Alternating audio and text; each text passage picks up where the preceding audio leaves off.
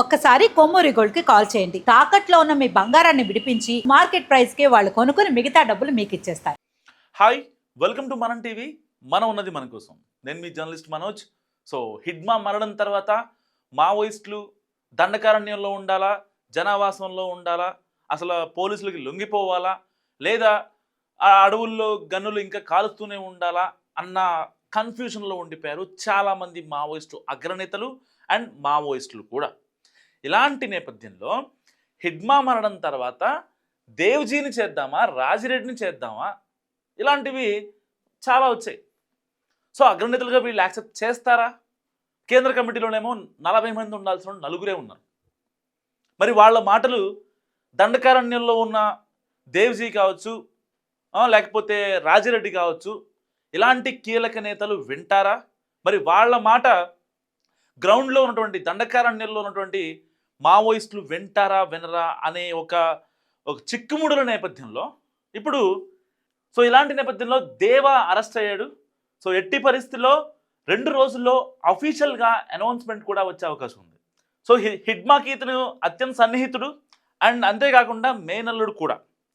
So ఈ బర్సీ దేవా అనే వ్యక్తి ఇప్పుడు కాదు, దాదాపుగా 20 ఏళ్ల క్రితం వీళ్ళకి హిడ్మా దండకారణ్యంలో ఉండి బాంబులు పేలుస్తుంటే ఈ సిఆర్పిఎఫ్ జవాన్లు లేపేస్తూ ఉన్నప్పుడు వాళ్ళందరికీ ఆ మావోయిస్ట్ టీం అయితే ఎవరైతే ఉంటారో 20 మందా 30 మందా వాళ్ళకి టిఫిన్లు తీసుకెళ్ళేవాడు ఈ బర్సీ దేవా.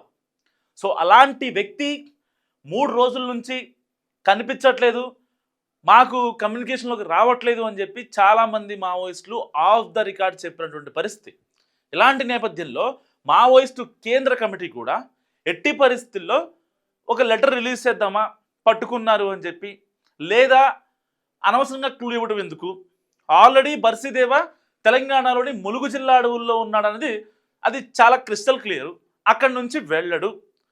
ఫర్దర్గా ఏమన్నా కేంద్ర కమిటీ నుంచి ఏమన్నా కమ్యూనికేషన్ వస్తే ఇప్పుడు ట్రాన్స్పోర్ట్ చేయడం కూడా ఇబ్బందే కాబట్టి, ఎందుకంటే ఒక మావోయిస్ట్కి దాదాపుగా 100 మంది డిఆర్జీ బలగాలు కావచ్చు, ఇటు గ్రే హౌండ్స్ కావచ్చు, ఆక్టోబస్ కావచ్చు, స్థానిక భద్రతా బలగాలు చాలామంది కాపలా ఉన్నారు. ఒక అడవి నుంచి ఇంకొక అడవికి, సుక్మా నుంచి దంతెవాడి కావచ్చు, దంతెవాడ నుంచి గొల్లపల్లి అటవీ ప్రాంతానికి కావచ్చు, ఇలాంటి ట్రాన్స్పోర్ట్ అనేది చాలా కష్టం. అలాంటి కష్టం నేపథ్యంలో ఇప్పుడు మరి ఎక్కడ ఉండాలి ఏంటనే దాని గురించి చాలా మల్లగొల్లాలు పడ్డాడు బర్సీదేవా. సో ఫైనల్గా ఇతన్ని ములుగు జిల్లాలో పోలీసులు పట్టుకున్నారు. సో తర్వాత ఆయన లొంగిపోయినటువంటి పరిస్థితి కూడా. సో అతనితో పాటు 15 మంది, 15 మందితో బర్సీదేవా వెళ్తుండగా పోలీసులు కంట చిక్కాడు. దాని తర్వాత మాట్లాడారు. ఎన్కౌంటరా లొంగిబాట అంటే లొంగుబాటు అంటూ బర్సీదేవా కీలక విషయాలు చెప్పాడు.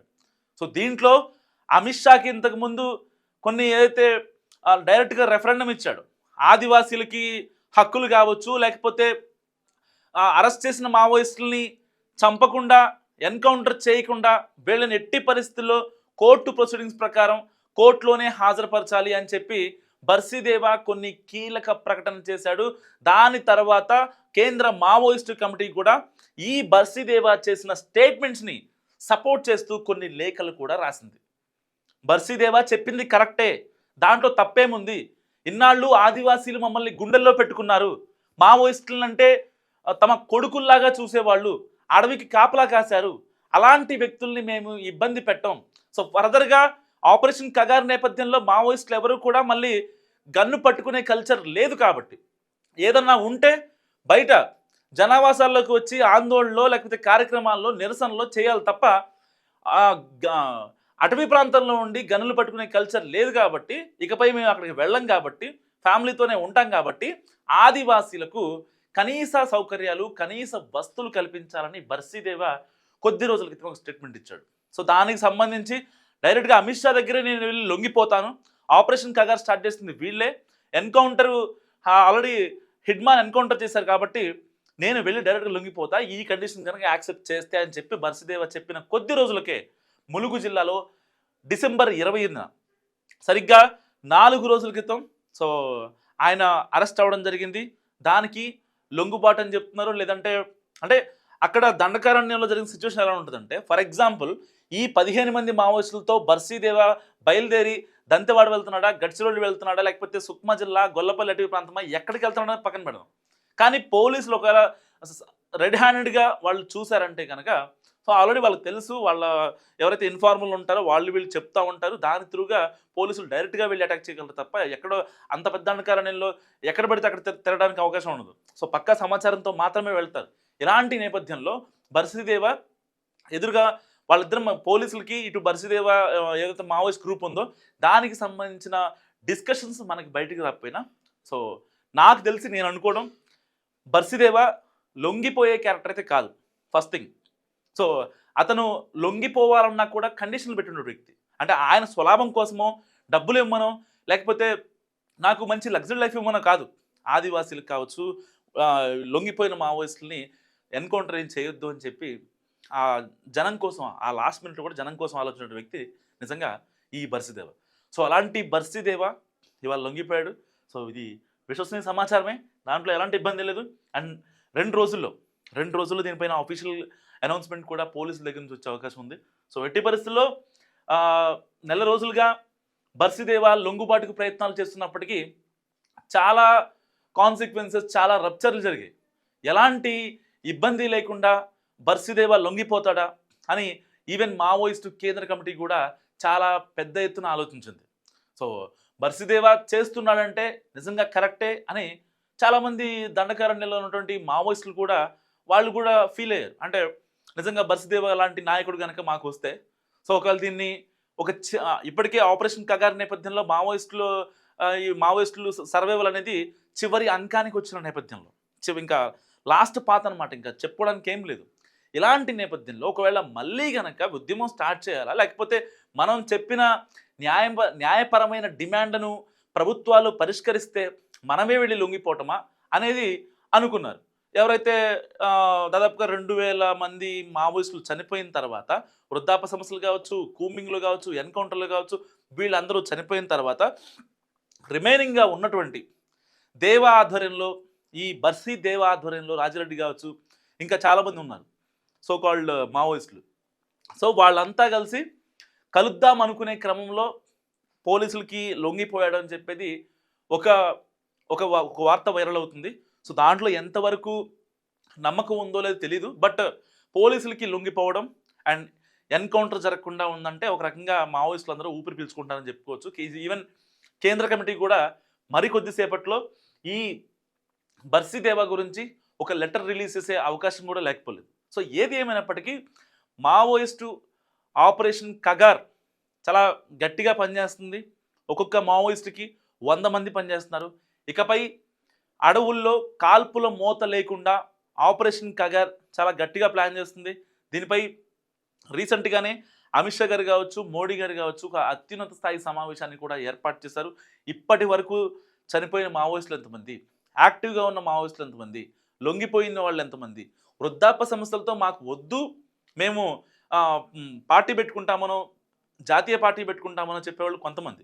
సో ఇలాంటి నేపథ్యంలో ఎన్ని కాన్సిక్వెన్సెస్ నేపథ్యంలో ఎలాగైనా సరే ఇక ఈ మావోయిస్టు ఉద్యమం వాయిస్ ఫర్ వాయిస్లెస్ అనేది సర్వైవల్ లేదు దీనికి అని అనుకున్న తర్వాత చాలామంది కేంద్ర కమిటీకి చెప్పకుండానే బయటికి వచ్చేసారు.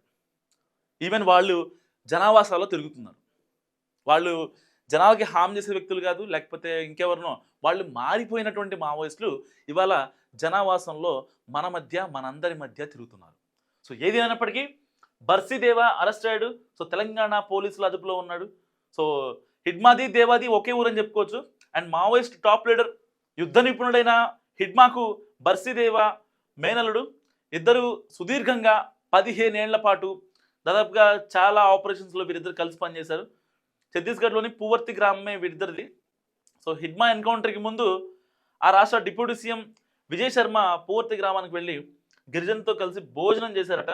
సో అదే సమయంలో అటు హిడ్మా కుటుంబం, ఇటు బర్సీదేవ కూడా వాళ్ళ కుటుంబం ఆ యొక్క హోమ్ మినిస్టర్తో పాటు మాట్లాడారు.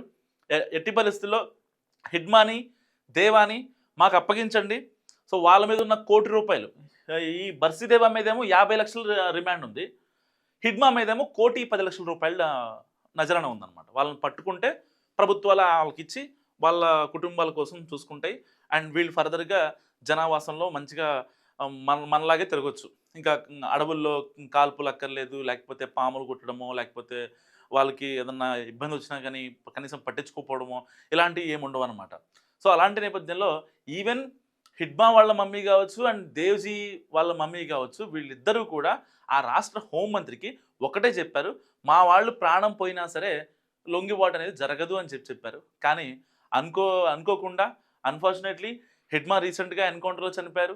దాని తర్వాత ఈ బర్సీ దేవా పోలీసులకి లొంగిబాటు అవ్వడం. సో ఇదంతా అనుకోకుండా జరుగుతున్న కార్యక్రమాలే. సరే మరి ఎలాగూ అరెస్ట్ చేశారు కాబట్టి బర్సీ దేవా చెప్పిన కండిషన్స్ ఏవైతే ఉన్నాయో ఆదివాసుల గురించి, ఇప్పటిదాకా అరెస్ట్ అయిన మావోయిస్టుల గురించి, మరి వాళ్ళని వదిలేసి ఆదివాసులకి ఎంతో కొంత న్యాయం చేస్తారా లేదా? సో మీరేమనుకుంటున్నారు? మస్ట్ కామెంట్ చేయండి. చూస్తున్నాండి మనం టీవీ.